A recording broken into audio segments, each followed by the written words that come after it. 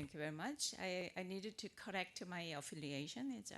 I'm nothing to do with the industry. It's a KIST, Korea Institute of Science and Technology. So it's least matter anyway. Hopefully I don't make you fall asleep. It's the last talk. I'm going to introduce the mouse lemur, this very cute creature. So what is a mouse lemur? I guess some of you heard about from the BBC documentary or the National Geographic documentary films. Mouse lemur is originated from the Madagascar, and this creature is the smallest living primate in the world. It's very small and the primate. So in the biology, particularly in the neuroscience, a lot of the various animal model has been chosen to address the specific question. So for instance, it's a squid. I mean, nowadays squid is more famous for the Netflix series Squid Game from Korea, but in history of the neuroscience, squid had giant axon. So it was the very great the animal model to study the axon potential. Nowadays, including me, is almost 75% of research is oriented either rodent or human. So then we found the difficulty to translate the human physiology and particularly human disease that related in the nervous system. So how we fill up this gap. And then it's not only this, only one review paper shows is mousetrap. I mean, it's a very nice the title, I thought. There is a bunch of limitation of the studying the human disease and physiology, immunology using the mouse model. So now I would like to propose is mouse lemur as your new animal model system to study neuroscience. So then what about other primates? So you might have heard about the macaque and marmoset, and then I brought these two other representative species as known as non-human primates. And then these are relative size of all the animals. And then you can see is mouse lemur body size is almost equivalent to the lab mouse. Then you can see the macaque is huge, and of course the macaque has good advantage to study because it's genetically very close to the human. However, there is practical difficulties, the handicapped further deep studies. So when you look at those natural features of this species, is body size especially is very small, and which is directly related to the cost or the grant size. And also weaning time and pregnancy and so on, lifespan. And the mouse lemur is shorter than the even marmoset, and it is also good to study its aging-related physiology and disease. Then it's the motivation to choose the mouse lemur is not only body size and so on, but also is a genetic and evolutionary distance between human and mouse. This creature located almost half a position of the genetic and evolutionary similarity. And then also ongoing project is a whole genome sequencing project of non-human primates, including mouse lemur, is almost completed. And also recent study shows using the single-cell RNA sequence, a mouse lemur express primate-specific genes that shows in the human as well as other non-human primate but not existing or expressing in the rodents. So these also give us a good confidence that mouse lemur can be used in the next generation of animal model.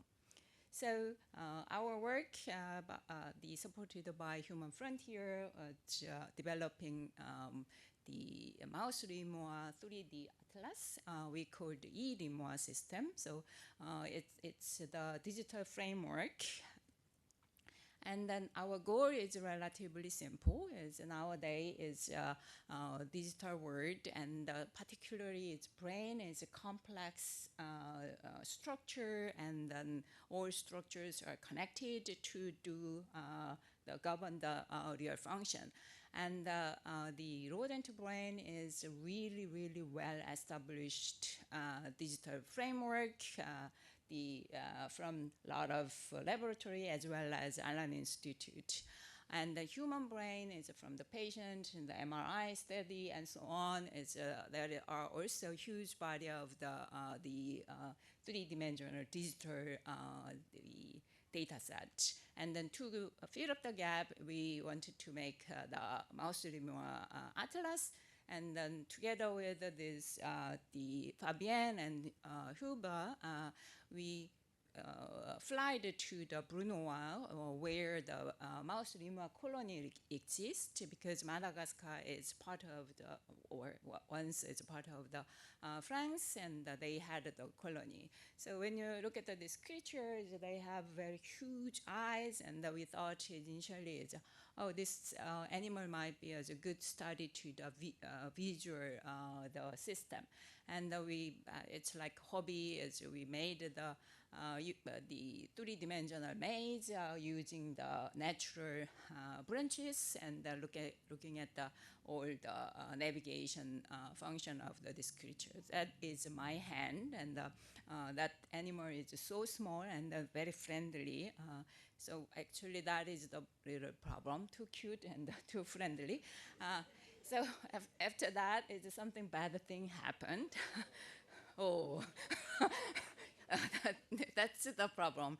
But anyway, look at the size of the brain of a human compared to the mouse lemur brain. And also, I would like point out, oops, sorry. You can compare the size of the brain of mouse and rat, and the size of mouse lemur brain is slightly smaller than the rat, and the cerebellum is not stick out the horizontally, is a little bit hidden, and then you can see bottom line is they have cortical folding, which is a primate feature. So to establish the three-dimensional brain atlas of the mouse lemur, we process these steps. Is first, actually, it's well established as the animal model. We are pretty much spoiled by well-studied information. So this case, we don't have any reference, and I must humbly express this work was very much frontier, because it's no reference to take a look. So that's why we use the little bit primitive block face imaging. While we are cutting, using the digital camera, we imaged the surface of the desk block, and then that was further used as the reference to three-dimensionally reconstructed. And then we use the multiplex immunostaining to delineate all structures of the mouse lemur brain, and then digitally annotated. And further we reconstructed in the 3D, as well as the marked all cell types in the three-dimensional space. And then we set up the interactive website based on the repertoire.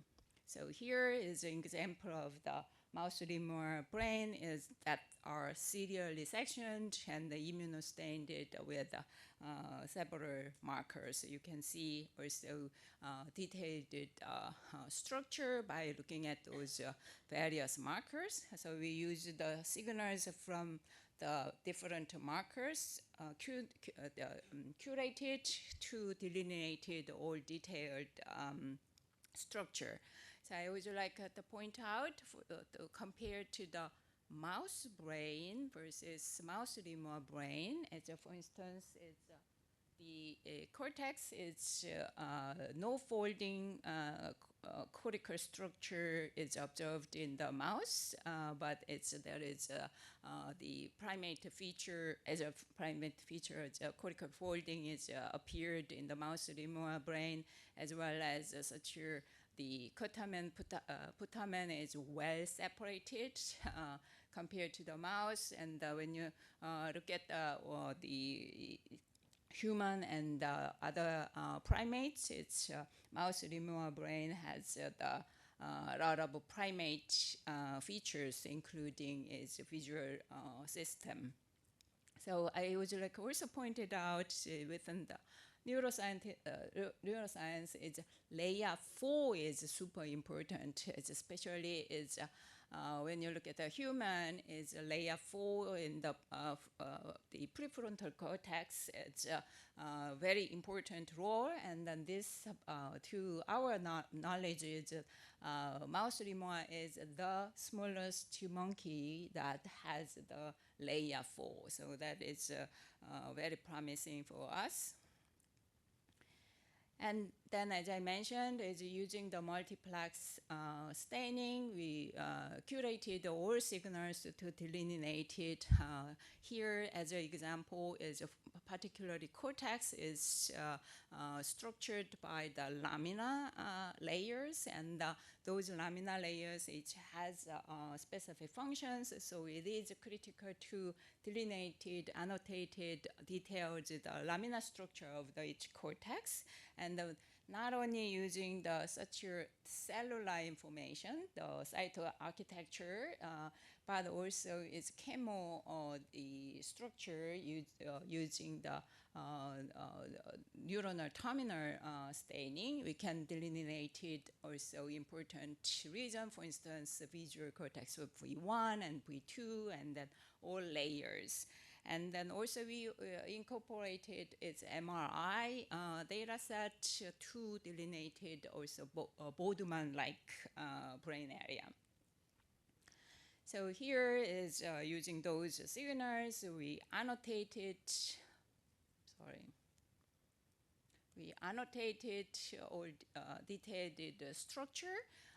Actually, 1/2 of the hemisphere of the mouse lemur, and then using is a deep learning, machine learning algorithm to duplicate it the other side and then correct it manually. So it is a sort of, we call it semi-automatic, but which is a very dangerous term. That means it's a lot of work. So then is once we have those annotated information, as I mentioned, we didn't have reference information, so we used the block face the image as a reference. So while you are cutting the brain, it's sometimes it's physically distorted and then damaged, or even not only sectioning but also staining. So then we took to the piece by piece, aligned to the block face image, and then to reconstruct intactly the brain structure in 3D. So that's the sort of process, and that's the example of the one brain. The aligned is annotated information on the block face image. And next is serial sections of the mouse lemur brain is stained with different markers. So again, it's also aligned together with block face image, and the well-aligned mouse brain sections are annotated one by one. then to reconstruct it in 3D, it is also a little bit work because there is from the individual section, the two-dimensional image it should be interpolated very nicely, and then sometimes there is a gap between sub-regions we should fill up and the corrected. So through those process, we finally got a two-dimensional two-dimensional mouse lemur atlas as well as a three-dimensional mouse lemur atlas, and we adapted and also modified the ontology because it's traditionally all ontology was Latin, and now the Allen Institute to use English, and we needed to have a little bit translated, and then it also Boardman and versus a functional name and so on. So we made a little bit the table to translation. Next version would be Korean also putting there. Such a translation was quite worked as well. And then further is we also care about the neuronal population as well as how many cells are in the which regions, and we particularly look at the whole the cell population as well as neuronal population, non-neuronal population, and then at initial stage we look at the parvalbumin positive neurons because it is often known as the important the neuronal population that are related to some disease and important function. And to do so, again, we use also deep learning algorithm to detect the all cells automatically. However, it's two-dimensional information, and we calibrated carefully. It's three-dimensional by looking at the three-dimensional imaging, and then we calibrated all numbers in the 3D. Here shows each region composes at least neuronal and non-neuronal. The cell population is interestingly is some brain area has more neuron versus some brain area has more the clear or non-neuronal population. But overall, it's a sort of a half-half. And then also further, we studied also cell population along to the cortical area as well as further the all layers of cortical area. And here shows the spatial map of such cell types. And as I mentioned, it's each regions are showing is cell composition, and interestingly is this cell composition shows it's a very interesting the sub-region feature. So we would like have further study using those information. And then lastly is using all these data set, we put the website-based the resources. It's users can visit there and then interact with the website. And this is we called EUM. EUM is in Korean is connection. So connection, connectivity as well as a global researcher is connected. So EUM Center, if you visit, then their menu is mouse lemur, then original imaging data you can visualize, as well as two-dimensional atlas is corresponded to the serial sections, and then you can go to the three-dimensional atlas, and interactively you can play around, rotate it, and then also choose the certain brain area and particular brain area you're interested in, and looking at those deeper structure. And not only that is also orthogonal structure you can visualize, and the coronal, sagittal, and horizontal view. And then further, it's this cell atlas showing is you can have a menu is a whole cell population as well as neuronal and then or neuronal versus non-neuronal and so forth. And hopefully it's I sort of convinced you is mouse lemur is quite promising the new animal model, and we provide these resources of I mean, the previous the movie is a summarize of our work. It's atlas as well as low data one can easily download.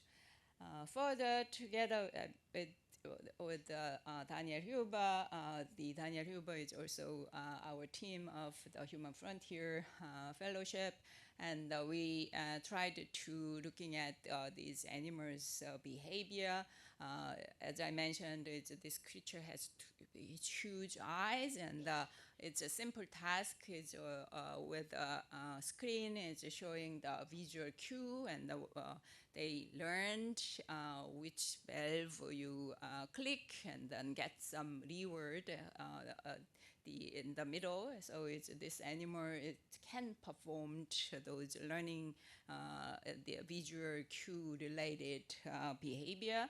And then further is a little bit more sophisticated and advanced three-dimensional the maze we built. It's I showed you the previous movie, and Daniel make the way more for the tracking system, and the one can follow those two animals, actually male and female. It's how they navigated in the space, as well as how they interacted these two animals and further. So we would like follow up with this cute animal and studied interaction and emotion and learning and so on. So I am alumni of the Human Frontier. And it's relatively late I published this work, but this year I reapplied, so hopefully next year I can be actual member.